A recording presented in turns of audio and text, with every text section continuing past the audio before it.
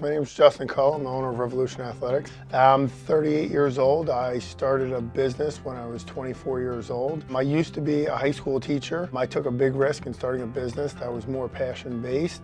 A lot of people told me I was crazy because this is in 2008. We were kind of going through a recession, so everyone told me I would fail. I'm the type of person that really likes challenges and excels with challenges. I was a kid from Long Island who played sports. Outside of Long Island, there's a lot of different types of training facilities. We didn't really have that when I was growing up. So the whole premise of Revolution Athletics and the word revolution was to make a change in the industry on the island. So to have a fighter's heart, it's just a mentality. And that's one thing that I learned in sports, and that's one thing that I really wanted to pass on to my athletes was when you're playing sports, you face a lot of adversity. In that adversity, you work really hard during your off season. You go play in your season, and your season doesn't turn out the way that you expected it to. I mean, I made it to 4 championships in high school and lost all 4 of them. So I've never been a champion. I've never won. But it never stopped me from working really hard and not believing that I could win that championship. And at the end of the day, it wasn't about winning the championship. It was about the work that we put in to try to achieve that goal. That really made me who I am today. That really helped. In sports and in business. Exemplifying a fighter's heart was, I'll give 2 really good examples, one in life and one in sports. I was told that I wouldn't be able to play at the Division I level by my high school coaches. They just told me I wasn't athletic enough or big enough to play at that level. That was kind of upsetting to hear that for guys that you played for. I played for 4 years for them.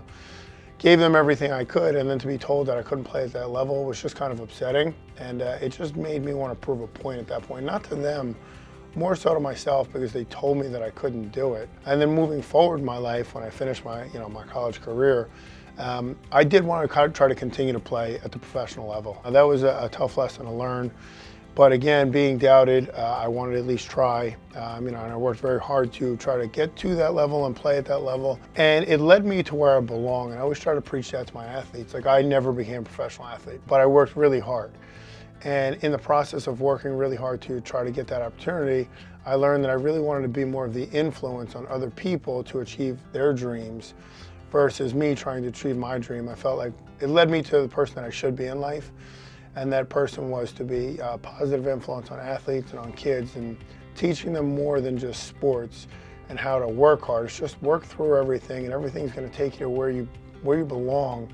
A really good example is the UFC fighter, Dominic Reyes, who was one of the athletes that I trained. He too also wanted to play football at the professional level. He's 6'4", 220-pound safety. The kid had the size and everything. He never got the opportunity. He started to get a little upset and go into a depression. And I kept telling Dom my own personal story and just telling him that by working hard and just constantly pursuing your dream, it's going to take you to where you belong. And ultimately, that is what happened with him. Dom ended up getting the opportunity to fight in the UFC. He went on an unbelievable tear, got a title shot. So, there's just another example of, how this whole thing turned into trying to influence others and just be a positive influence on the world. You have to embrace the challenge and the adversity and just enjoy it. Life's nothing more than like a wave. Like, it goes up and down, and enjoy the ride up, but don't get upset on the way down. Enjoy the ride down too, because everyone tells you there's good and bad times, but you can make everything a good time if you just change your perspective on it.